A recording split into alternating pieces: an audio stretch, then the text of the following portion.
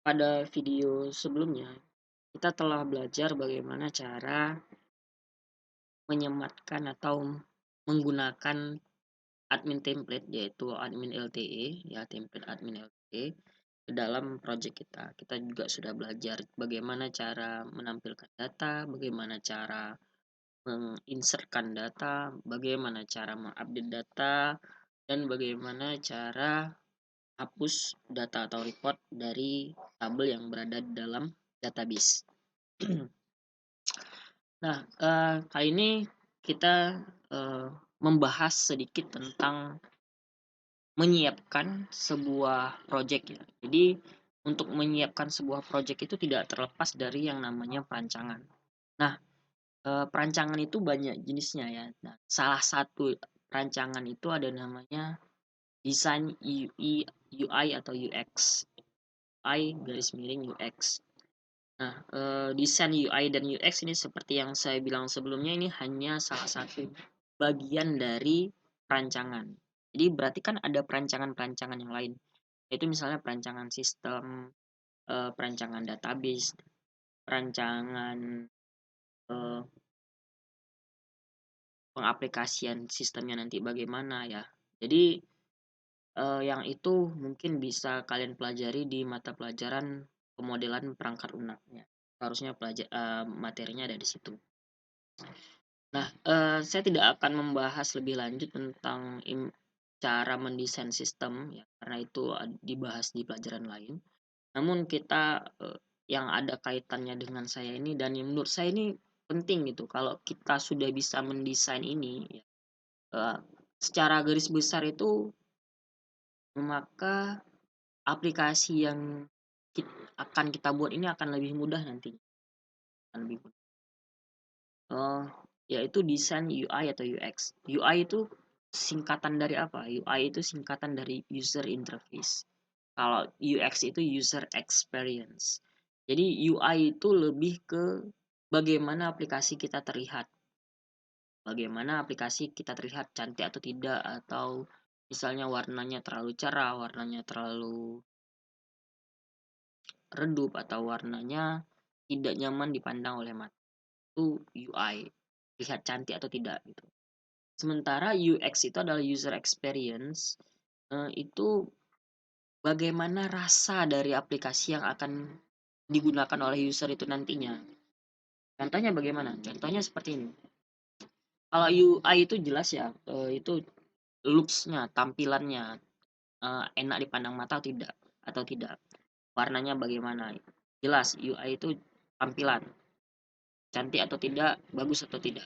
UX, user experience, itu lebih kerasa. Jadi misalnya ada tombol close itu diletakkan di samping tombol simpan gitu, dengan mungkin warna yang tidak terlalu berbeda gitu. Jadi bisa jadi si user ini akan salah klik, dia akan kesulitan, atau misalnya contoh lagi misalnya untuk menu yang penting itu kita sembunyikan gitu. Misal contoh menu, apa ya, menu logout misalnya. Nah, tombol logout-nya ini ya, tombol logout-nya ini itu tersembunyi di sub menu yang lain gitu, tidak tidak bukan di menu pengguna, atau misalnya di sub menu pengguna, tapi di tombol, misalnya di tombol, di dalam tombol dashboard gitu, di dalam tombol dashboard baru ada tombol logout-nya. Nah, itu kan akan menyulitkan pengguna gitu. Nah, yang seperti seperti itu bagian dari user experience. Nah, kita tidak akan membahas terlalu detail ya. Kita tidak akan membahas terlalu detail bagaimana cara membuat UI dan UX ini. Namun, ini perlu untuk diketahui juga. Jadi ketika kalian akan merancang aplikasi atau project kalian ini, ya minimal kalian harus punya yang namanya desain UI atau UX. Nah, desain UI UX ini tidak harus dibuat menggunakan software ya. Jadi bisa saja kalian membuat desainnya ini itu di kertas biasa gitu. Kalian gambar menggunakan pensil atau spidol, kemudian diberi keterangan-keterangan. Nah, kalau mau pakai software juga bisa. Dan secara garis besar, desain UI dan UX ini dibagi menjadi dua secara tampilan. Yang pertama ada namanya low fidelity. Low fidelity ini bisa kalian lihat sendiri di sini contohnya. Ini hanya seperti tampilan garis-garis biasa gitu aja gitu. Teksnya pun tidak jelas ya. Garis-garis kayak gini aja, tombol ya, bukan bukan lingkaran bulat sempurna. Jadi ini seperti ya digambar manual pakai pulpen ataupun pakai pensil gitu. Yang penting ini terlihat bagaimana tampilannya. Kemudian alangkah lebih bagusnya kalau yang ini ditambahkan gitu. Ini tombol ini ketika diklik akan pindah kemana atau ditarik garisnya. Misalnya dari sini akan muncul kemari gitu. Atau akan muncul kemari. Seperti itu. Kalau low fidelity ini ya masih seperti lebih mirip kayak kerangka ya. Maksudnya kerangka belum ada teksnya belum sempurna, teks yang belum mudah dibaca, tapi secara tampilan itu sudah terlihat jelas ya. Tombol-tombolnya juga posisinya ada di mana, nanti teksnya ada di mana, gambarnya posisinya ada di mana itu sudah terlihat. Namun eh, belum jelas saja, belum jelas ini gambar apa ataupun warnanya apa, itu belum terlihat di bagian low fidelity. Jadi ini kalau kalian cari bisa kalian cari contohnya namanya wireframe atau tulisannya WIREFRAME wireframe. Kalian boleh cari di Google itu contohnya wireframe, misalnya web wireframe. Nah, saya ulangi sekali lagi wireframe itu WIREFRAME. Nah, selanjutnya selain low fidelity pasti ada yang namanya high fidelity. High fidelity ini sudah jelas dia, gambarnya sudah jelas, warnanya sudah jelas, teksnya sudah jelas, ya, ketebalan hurufnya sudah jelas. Dan high fidelity ini ada juga yang bagian dari high fidelity ini yang disebut dengan mockup atau mockup dan prototype. Nah, mockup itu yang seperti yang bisa kalian lihat seperti ini itu sudah jelas ya, warnanya sudah jelas, kemudian tombol-tombolnya sudah jelas, garisnya sudah jelas, gambarnya sudah jelas. Kalau yang prototype tadi itu misalnya kalau kalau mockup ini kalau diklik ini belum berpengaruh, belum tidak akan terjadi apa-apa. Tapi kalau prototype, ya, ketika tombol ini diklik dia akan muncul halaman yang seharusnya muncul ketika aplikasi itu benar-benar diklik gitu. Jadi hampir mirip seperti aplikasi jadinya. Hanya saja itu tidak perlu dilakukan pengkodean atau decoding gitu, nggak perlu. Jadi dia bisa dilakukan melalui software. Nah, software yang bisa melakukan itu salah satunya adalah Figma. Jadi kalian bisa buat wireframe. Kalau wireframe tadi itu yang di low fidelity, kalian bisa buat misalnya menggunakan eh, Visio itu bisa. Visio bisa. Atau software lain kayak Figma juga sebenarnya bisa gitu. Tinggal ya nggak usah diinsertkan aja gambarnya kalau kalian memang seperti itu. Tapi kalaupun tidak menggunakan software pun tidak masalah. Misalnya kalian menggunakan kertas dan pulpen itu juga boleh-boleh saja, sah-sah saja. Ya, seperti itu. Ya, untuk desain tadi ya ada desain UI UX itu ada low fidelity dan high fidelity. Kemudian selanjutnya setelah membahas desain, kalian harusnya juga itu kalian punya alur aplikasi, bagaimana aplikasi itu akan berjalan.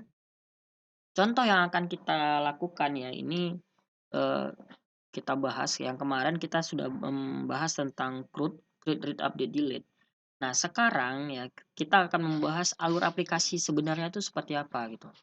Karena kan kunci dari membuat sistem informasi ini kan dasarnya itu sebenarnya adalah create, read, update, dan delete, dan itu sudah kita pelajari. Tapi bagaimana mengembangkan create, read, update, dan delete itu menjadi sebuah sistem gitu. Contoh, di sini alur aplikasi yang akan kita perbaiki dari yang sebelumnya itu kan harusnya itu ketika user ingin menggunakan aplikasi dia akan melakukan login dulu. Ini yang akan kita buat. Jadi sebelumnya harusnya halaman yang diakses itu adalah halaman login. Namun kan ketika aplikasi diakses itu, kita tidak tanpa mengetikkan nama filenya, yang akan diakses pertama kali kan pasti adalah indeks. Jadi di sini, di file index ini kita akan buat fungsi untuk mengecek status, ya, mengecek status apakah sudah login atau belum gitu. Jikalau belum login ya, maka dia akan dilemparkan ke halaman login. Jadi tetap yang diakses pertama kali adalah indeks, tapi di sini kita kasih fungsi function yang digunakan untuk mengecek status. Statusnya sudah login atau belum gitu. Kalau belum login maka akan dilemparkan ke halaman login. Nah, kalau sudah login ya sah-sah saja mengakses halaman indeks. Nah, selanjutnya dari halaman indeks ini akan ada menu-menu lain. Contohnya di sini misalnya pengguna ya. Di sini akan dicek status lagi. Kenapa perlu dicek status ini? Jadi gini, di PHP ini kan orang bisa saja menebak ya atau mencoba-coba eh, halaman-halaman lain yang mungkin dianggap sama dia ada gitu. Itu bisa saja terjadi. Eh, Misalnya ada orang yang mau nyoba-nyoba dengan aplikasi kalian. Oh, ini ada dia ngelihat tadi misalnya ada index.php atau misal ada login.php. Dia coba-coba aja misal, oh mungkin ada nih file pengguna.php. Jadi dia akses langsung file pengguna.php ini tanpa melewati halaman index atau halaman login gitu. Ya itu bisa-bisa saja gitu dia nebak-nebak gitu, sah-sah saja dan kemungkinan seperti itu akan terjadi gitu. Nah, jadi bagaimana cara mengatasi hal tersebut? Misalnya ada orang nyoba-nyoba nih langsung akses pengguna.php. Jadi di pengguna.php juga akan kita kasih fungsi yang digunakan untuk mengecek status apakah sudah login atau belum gitu. Kalau misalnya dia belum login, maka dia akan dilemparkan ke halaman login, di redirect. Di di-redirect ke halaman login atau dikembalikan ke halaman login. Nah, dari halaman pengguna ini baru dia bisa misalnya mengakses tampilkan data pengguna. Jadi menurut saya juga ditampilkan data pengguna kalau misalnya memang kira-kira perlu diakses bisa diakses ya. Ditampilkan data pengguna sebaiknya dilakukan juga dicek status itu apakah sudah login atau belum. Nah, kemudian ditambah pengguna. Nah, ditambah pengguna, ubah pengguna, dan hapus pengguna ini kalau kita lihat itu kan ada cek status dan level gitu. Nah, mengapa ada cek level juga? Jadi di aplikasi yang akan kita perbaiki ini yang contoh yang sedang kita kerjakan ini, untuk tambah pengguna, ubah pengguna, dan hapus pengguna itu hanya bisa diakses oleh admin gitu. Jadi levelnya harus admin yang bisa menambahkan pengguna atau mengubah pengguna atau menghapus pengguna. Jadi menu tambah pengguna, ubah pengguna, dan hapus pengguna ini tidak akan muncul ya, tidak akan muncul ketika level dia yang login ini adalah user biasa. Tapi akan muncul ketika levelnya adalah admin gitu. Jadi kalian bisa membedakan ya. Ini namanya user level ya, user level. Kadang user level itu ada 2 atau ada 3 dan lain-lain ya. Tergantung dari memang perancangan aplikasinya itu bisa diakses oleh siapa saja gitu. Oleh jenis user yang jenis yang apa saja usernya. Ya bisa aja. Kadang kita perlu 3 misalnya ada user biasa, ada operator, ada admin. Nah, contoh itu hanya contoh-contoh aja. Jadi setiap level user ini hanya bisa mengakses menu-menu tertentu atau fitur-fitur tertentu saja, tidak semuanya diakses itu. Alangkah celakanya kalau seandainya memang bisa kadang ada orang yang berpendapat seperti ini, admin itu bisa melakukan semuanya gitu. Nah, itu sebenarnya agak sedikit berbahaya ya. Jadi tanggung jawab dari masing-masing pengguna itu jadi bias gitu, jadi agak simpang siur. Nah, jadi kalau admin juga sebaiknya tidak diberikan hak akses ke seluruh aplikasi itu, tapi pada menu-menu tertentu saja. Misal contoh nanti di kasus penjualan gitu. Ya, admin itu misalnya tugasnya apa? Tugas sebenarnya admin misalnya menambahkan user baru.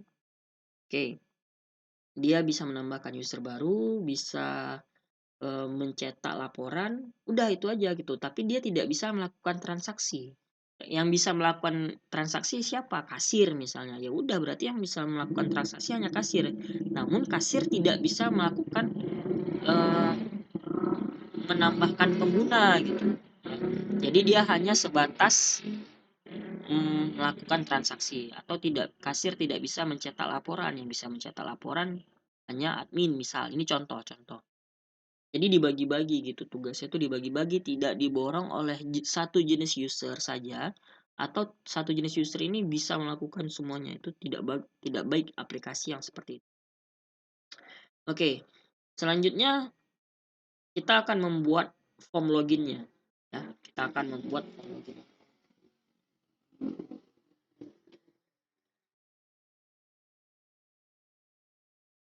Jadi kalian boleh buka folder admin LTE yang sudah kalian download sebelumnya tadi, yang di video pertama. Kemudian kalian buka indeks, akses indeksnya. Nah, di akses indeksnya ini coba kalian cari contoh untuk login ya, di ekstra sini ya. Ini ada login register versi 1 dan login register versi 2. Ada forgot passwordnya juga contohnya ya. Banyak jenisnya ini. Jadi kalian coba akses, misalnya ini kan karena kita perlunya masih login aja, ya udah kita akses loginnya. Setelah muncul loginnya ini, kalian bisa inspect elemen, dan jangan lupa buka ininya.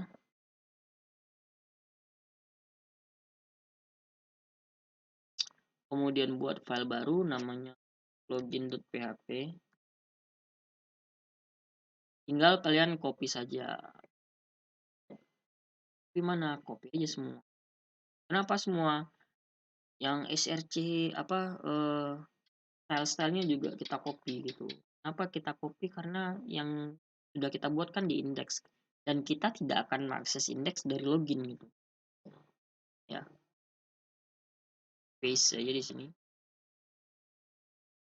Sekarang kita perbaiki dulu. Ini login plugins. Ini nggak apa. Kita hapus. Hapusnya di blok aja karena ini banyak seperti ini. Ctrl D. Ctrl D.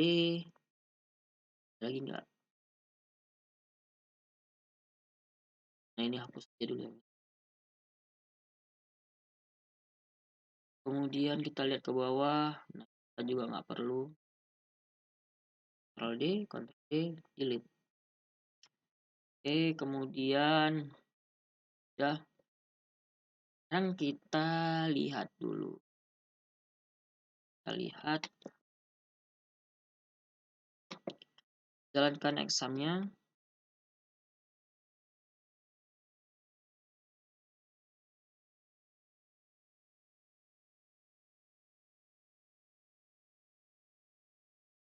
Sekarang kita akses localhost rud login.php.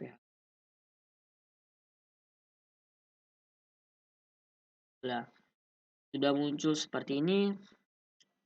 Saya tidak perlu remember me, saya tidak perlu saya tidak perlu send music book, saya plus, I forgot my password, saya belum perlu. Register a new membership, saya belum perlu. Jadi ini kita akan hapus satu persatu. Hapus satu persatu dari mulai remember me.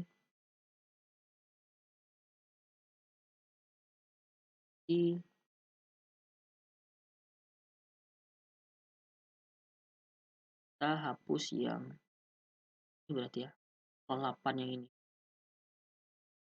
Kita lihat di scriptnya.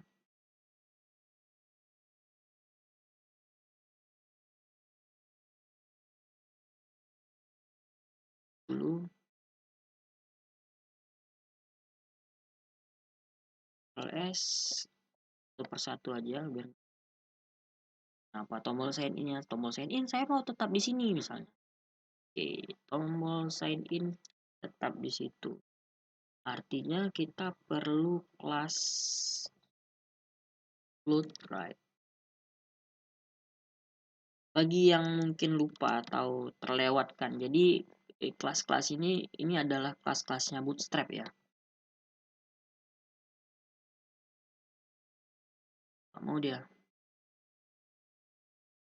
Coba kita taruh di sini.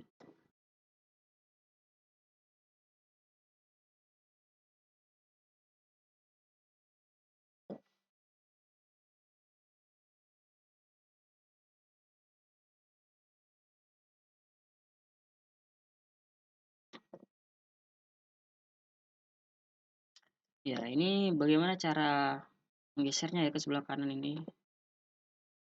Ini sepertinya kita perlu taruhnya di sini. Put right barisnya.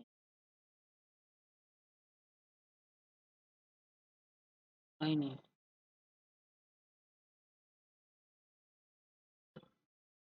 put right.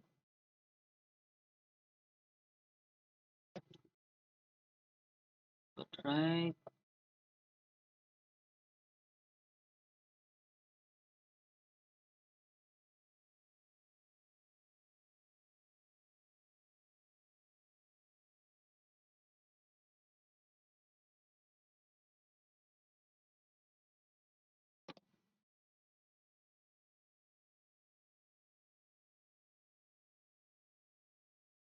Ini.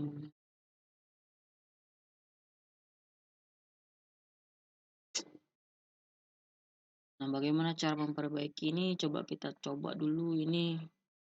Kan satu baris itu harusnya ada 12 kolom ya. Ini hanya 4. Kita kasih dulu 12. Apalagi sekarang hapus yang or ini. Or ini isinya. Nah, saya nggak perlu dulu password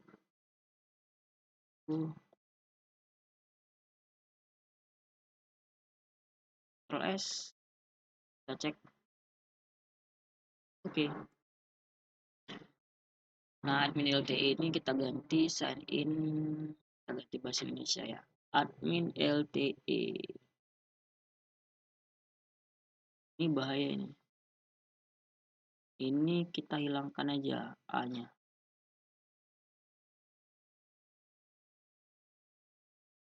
Hilangkan. Ganti jadi E aja. Ini nama aplikasinya misalnya aplikasi AA. Oke, kemudian silakan login terlebih dahulu. Kemudian ini actionnya kita hapus dulu karena belum kita buat. Kemudian ini tipenya, ini teks saja.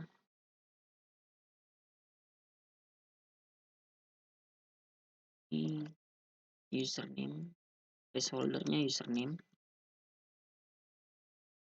Ini kita ganti FA ini kan ikonnya ya, FA user. Ini password. Oke, ini login coba. Login. Kita cek hasilnya. Oke, sudah.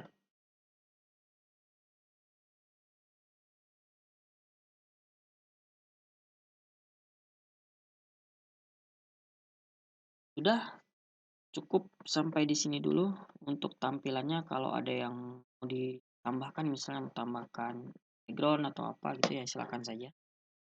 Terima kasih.